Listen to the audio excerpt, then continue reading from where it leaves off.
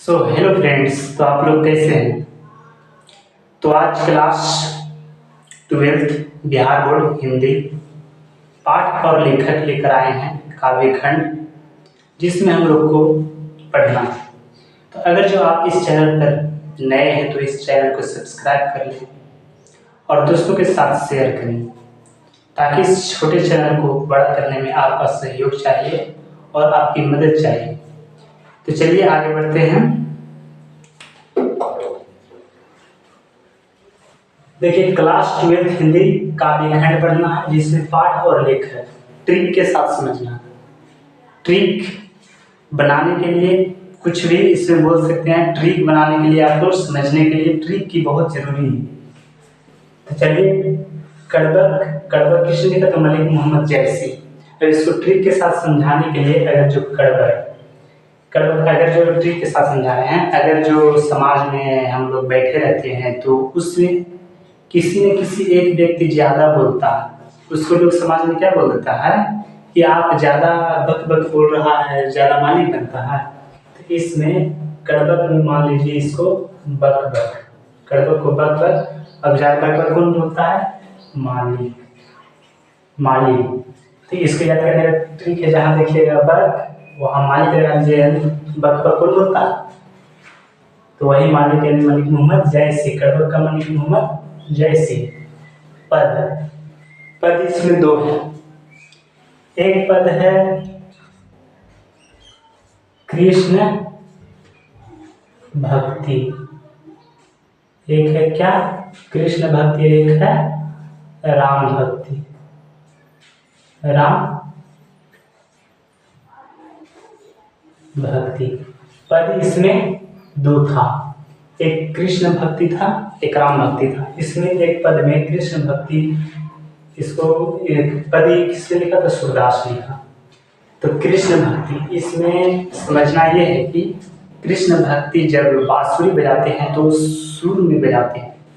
क्या? सुर में बजाते हैं। इसमें देखिए यहाँ पे सुर यहाँ पे है, तो इसको सुर कृष्ण जब बांसुरी बजाते हैं क्या? सुर में बजाते हैं, इसलिए पद किसने लिखा? सूरदास। की ट्रिक के साथ समझना है, ट्रिक से याद होता है। अगर जो बिहार बोर्ड कोई भी बोर्ड में लिखने जाइएगा तो यही ट्रिक याद करिएगा कि उस समय क्या पढ़े थे। इस ट्रिक के माध्यम से लिखने में और 5 नंबर का पूछता है ये टोटल। तो इस समझने के लिए ट्रिक की बहुत जरूरी है।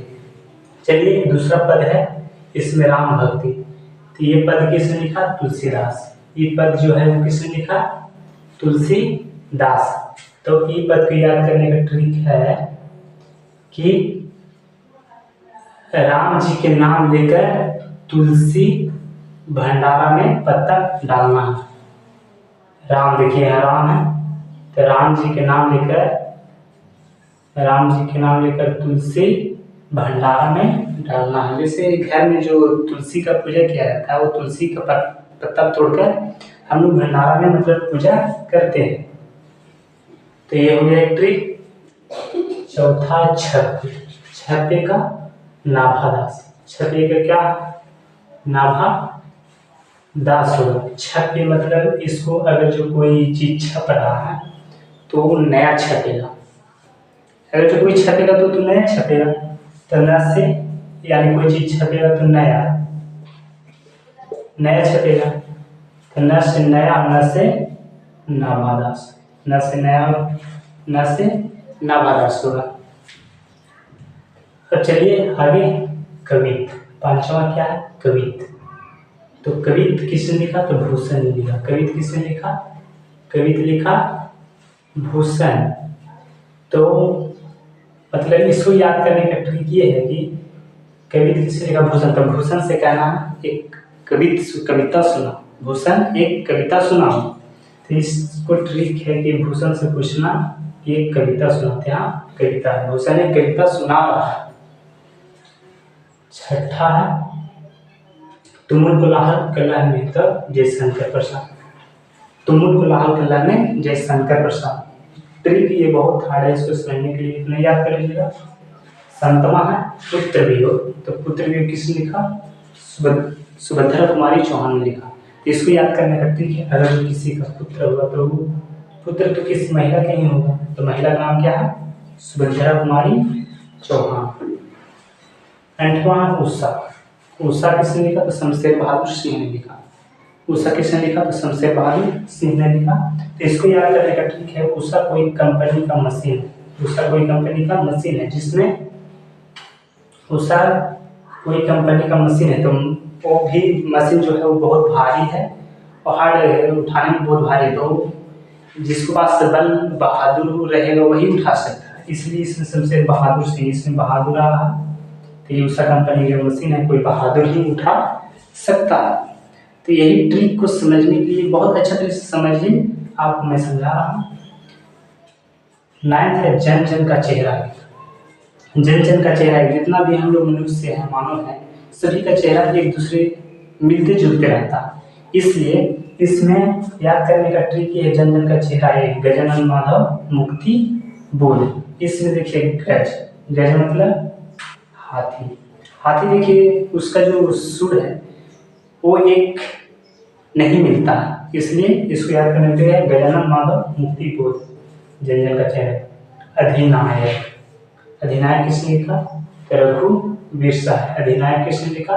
तो रघुवीर सहाय। तो इसमें इसको याद करने का ट्रिक ये है कि अधिनायक में आ रहा है नायक।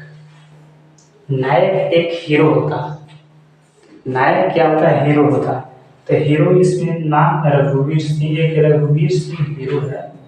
आप लोग शायद जानते नहीं होंगे, लेकिन हम जानते हैं रघुवीर सिंह एक हीरो है। इसको याद करने का ट्रिक है, नायक कौन है? रघुवीर सिंह, सहाय सिंह मान लीजिए, याद करने का ट्रिक है। प्यारे नन्हे बेटे को किसने लिखा? तो विनोद कुमार शुक्ल ने लिखा। प्यारे नन्हे बेटे किसने लिखा? तो विनोद कुमार शुक्ल ने लिखा। इसको याद करने का ट्रिक ये है कि उसमें आ रहा है प्यारे नन्हे बेटों की। अगर जो कोई बच्चा, प्यारे जो बच्चा होता है, अगर जो पढ़ने के लिए जाता है तो उसको पैसा जरूरी होता है, और पैसा उसको शुल्क कहते हैं। तो इसको याद करने का ट्रिक है, यदि इसमें शुल्क आ रहा है, इसको आप शुल्क मान लीजिए। तो अगर जो प्यारे नन्हे बेटों का अगर बच्चा कोई पढ़ने जाता है तो शुल्क मांगता है। याद करने का ट्रिक ये है। हार जीत, हार जीत अशोक वाजपेयी। हार जीत क्या है? अशोक वाजपेयी। हार जीत किसने कहा? अशोक वाजपेयी। इसको याद करने का ट्रिक ये है कि अगर जो हम लोग चाहे जो भी फुटबॉल क्रिकेट खेलते हैं उसमें हार जीत का खेला होता है, अगर जो कोई हार जाता है उसको बहुत मतलब सुख मनाता है, इसलिए इसमें सुख आ रहा है। इसको याद करने का ट्रिक है, हार जीत अशोक वाजपेयी, सुख आ रहा है। गांव का घर, गांव का घर किसने लिखा? तो ज्ञान द्रौपदी। गांव का घर किसने लिखा? तो ज्ञान द्रौपदी। अगर जो गांव का घर इसमें आ रहा है, गांव के घर जैसे हम लोग के घर में कोई बुजुर्ग रहता है, अगर जो कोई हमसे बड़े होते हैं वो ज्ञान की बातें सिखाते हैं, तो ज्ञान की बातें सिखाते हैं, तो इसमें आ रहा है ज्ञान, ज्ञान द्रौपदी। गांव का घर ज्ञान द्रौपदी। अगर जो कोई घर में कोई बुजुर्ग रहता है तो ज्ञान की बात तो सिखाते ही हैं। तो चलिए होगा समाप्त, तब तक के लिए इतना ही। जय हिंद।